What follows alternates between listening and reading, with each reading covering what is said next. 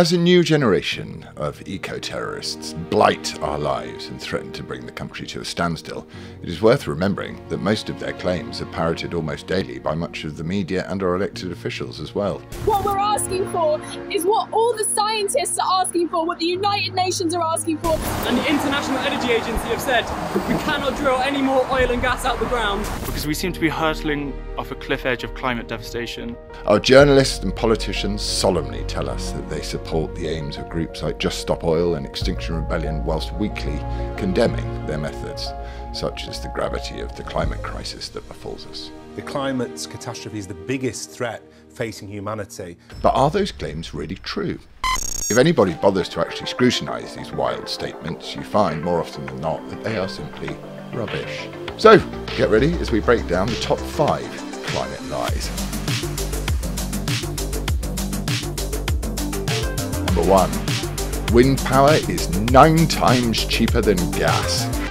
On onshore wind can produce power 9 times cheaper than gas. 9 times cheaper than gas. 9 times cheaper. 9 times cheaper than the cost of gas.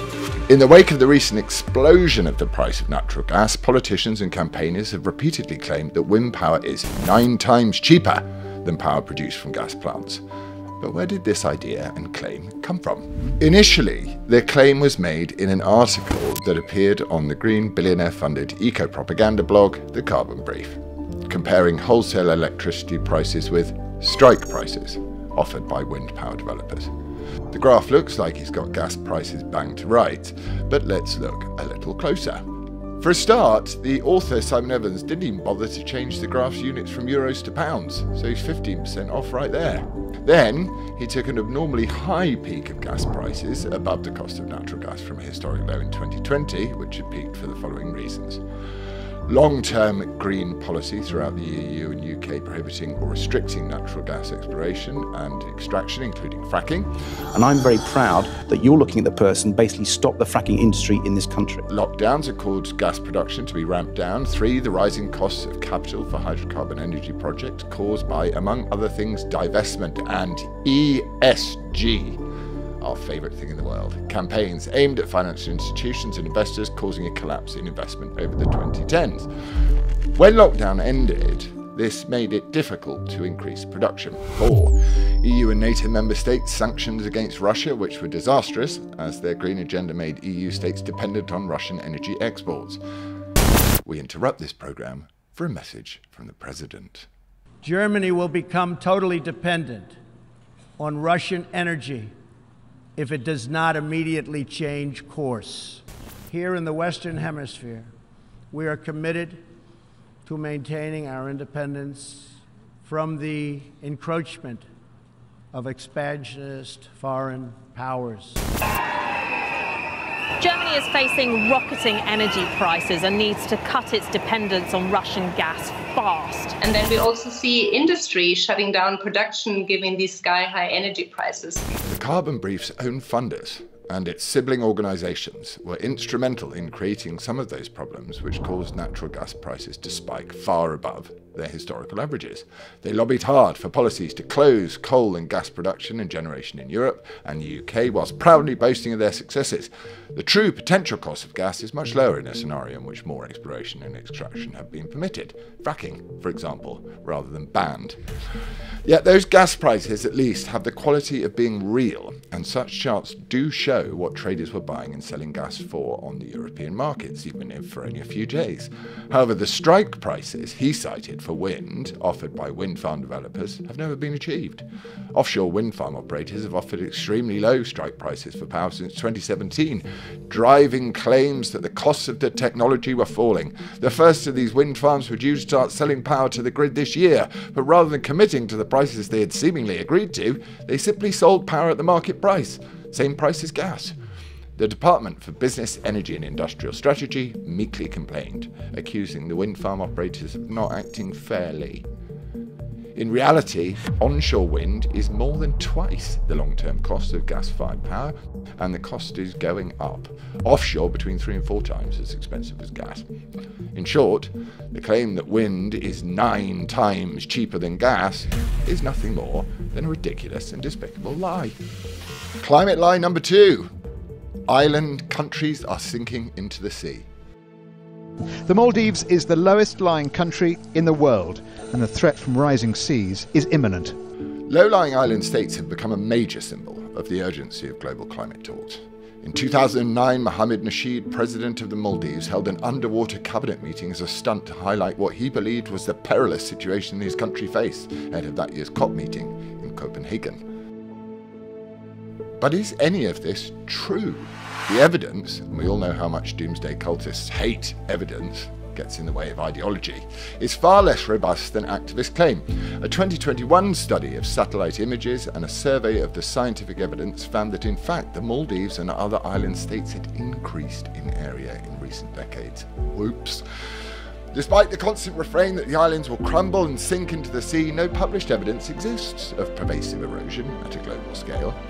Existing studies have been based on small, temporary, sparse samples of islands on a limited number of atolls. There's no evidence that this is happening across the globe at all. In fact, some studies show that the complete opposite. Using satellite imagery, this study looked at the land area on 221 atolls in the Indian and Pacific Oceans.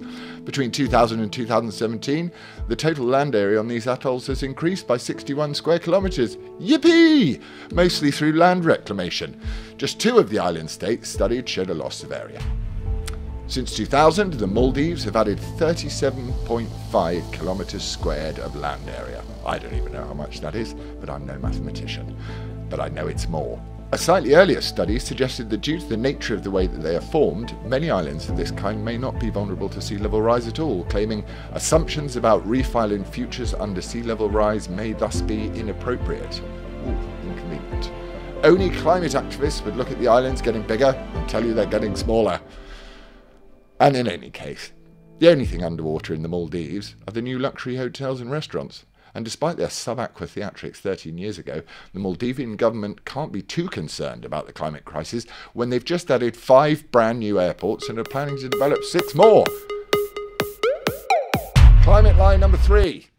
Net zero will make your bills cheaper. Many politicians and activists claim that enforcing net zero compliance on households will reduce their energy bills. But retrofitting homes with insulation and heat pumps is not cheap. According to Parliament's Environmental Audit Committee, the current government severely underestimated the costs of making homes compliant with net zero, citing evidence that 19 million British homes will need substantial upgrades costing on average, and wait for it, £18,000, not including heat pump installation. Yes, this mind-boggling figure, thrust upon us in the middle of a generational cost of living crisis, may even be an underestimation.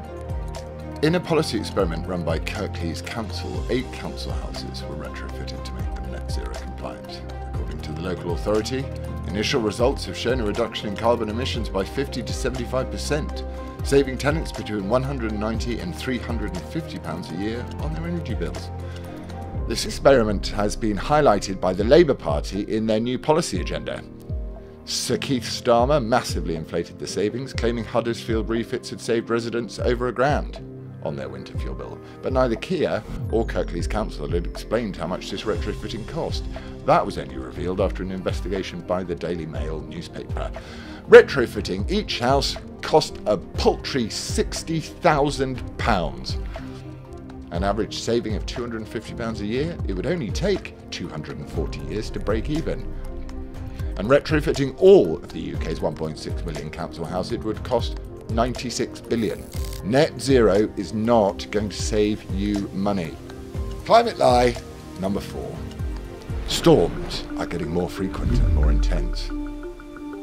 Texas has increasingly bore the brunt of floods and more intense weather. Every hurricane season, it is claimed that storms, hurricanes or tropical cyclones are becoming ever more frequent and intense. The 2021 hurricane so these natural disasters are in part, or at least the effects of them are in part man-made. And there seems to be evidence that climate change is a part of that at least. The one thing this has finally ended is a discussion about whether or not there's climate change and we should do something about it. It is hard to argue when the visceral power of nature is unleashed, yet these claims have no basis in fact whatsoever. Oops. This data shows 0 increase in the frequency of major or minor hurricanes in the Atlantic. Since we can see no increase in the ratio of major hurricanes, we can see that there has been no increase in intensity either. The same is sadly true of storms at the global scale. And the measure of accumulated cyclone energy also shows that there is no evidence of a climate change signal. To quote this study, there have been no significant increases in storms in the Atlantic since the US Signal Tracking Corps started tracking hurricanes in 1878. Climate line number 5. Climate change is killing people. The existential threat posed by the ravages of climate change. People are dying. Entire ecosystems are collapsing. And birds falling out of the sky, and pensioners dying before they should. This is just the beginning. Breathtaking, isn't it? Though every death is a tragedy, natural disasters are one of the least significant mortality risk factors on Earth. But is the problem getting better or worse? Not that the media would ever tell you, but the number of people killed by natural disasters today is a tiny fraction of the number killed 100 years ago, even though the world's population has quadrupled in that time. These pictures are from the Great Flood of 1862, which over 43 days killed over 4,000 people in the west coast of the USA, including over 1% of California's population at the time. Today, that would be 395,000 people, numbers unimaginable today.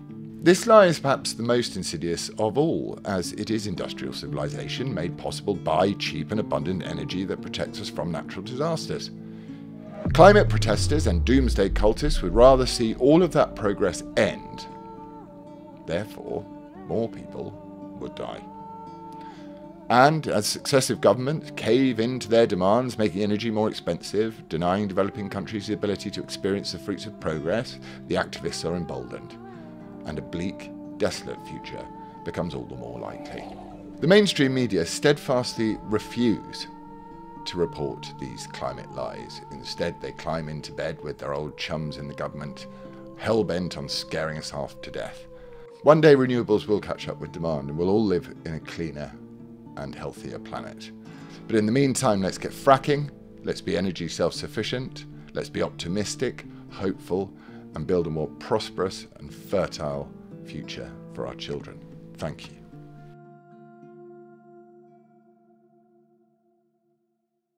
If you enjoyed our video, please like, subscribe, and share. Ping!